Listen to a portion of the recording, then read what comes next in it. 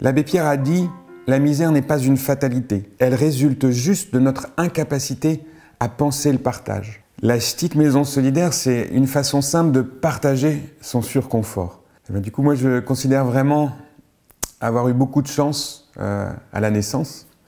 J'ai eu la chance de naître dans une grande maison, j'avais 2 lits doubles rien que dans ma chambre et je faisais du vélo dans la salle de jeu. J'ai pu faire de belles études grâce à mon père et je suis devenu banquier.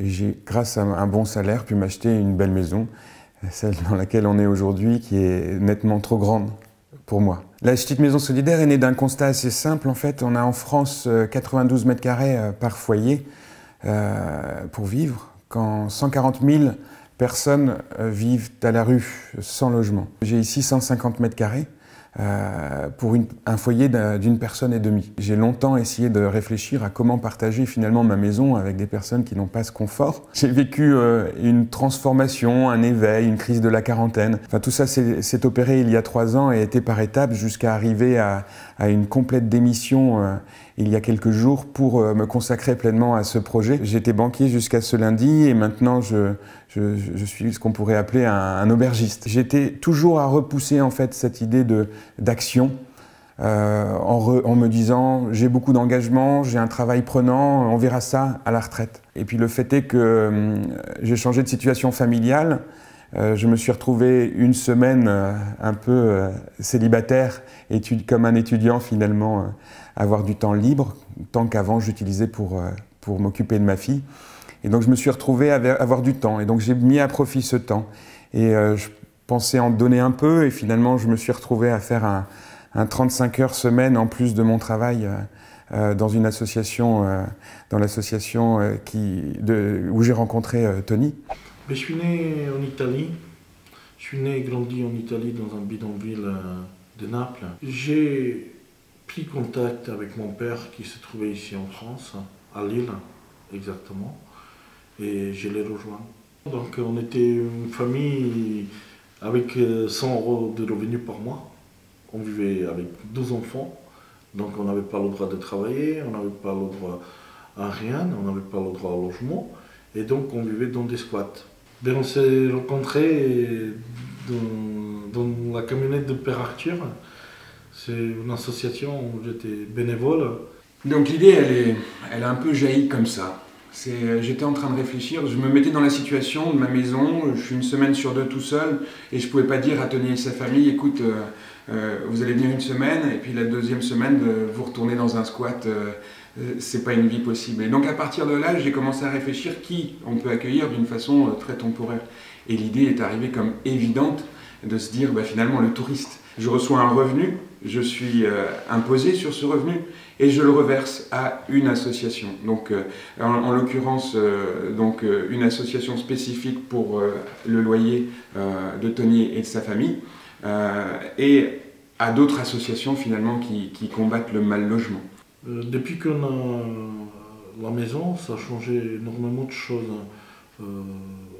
Première chose, on ne craint pas d'être expulsé, de nous retrouver à la rue avec les enfants et tout. Première chose. Deuxième chose, on a un toit stable, on a quelque chose de stable. Donc on n'y pense même plus, quoi. La troisième chose, c'est une stabilité pour les enfants qui sont scolarisés, ils n'ont pas besoin de changer de quartier, de s'intégrer et tout ça. Donc, ouais, ça changeait beaucoup de choses.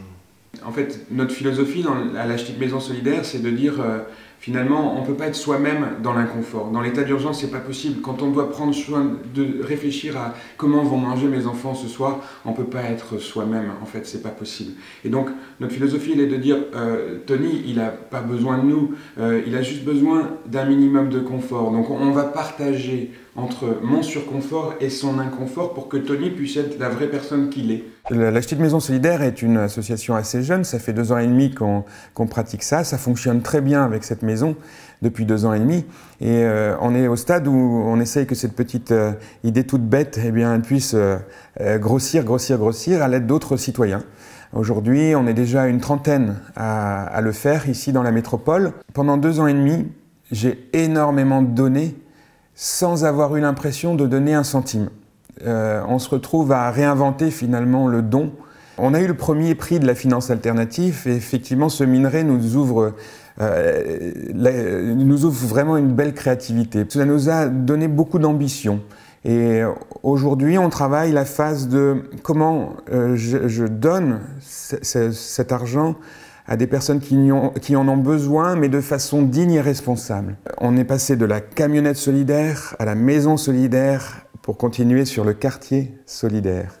On va installer sur un terrain vague mis à disposition de la ville de Lille 5 tiny house. La tiny house est un très très beau symbole, un symbole de sobriété, et on l'utilise finalement comme facteur qui réunit, facteur de rencontre entre deux sociétés assez opposées. Certains qui vivent dans le très bon confort ont décidé déjà et veulent vivre en sobriété. Ils abandonnent du confort. D'autres vivent dans le profond inconfort et obtiennent du confort. On se retrouve au même niveau, ni chez l'un ni chez l'autre. Chacun fait un pas pour se retrouver à un terrain neutre, à égalité, où l'inspiration est mutuelle. Et le personnage le plus inspirant finalement dedans, c'est celui qui connaît déjà cette sobriété. Sobriété forcée, mais néanmoins très heureuse.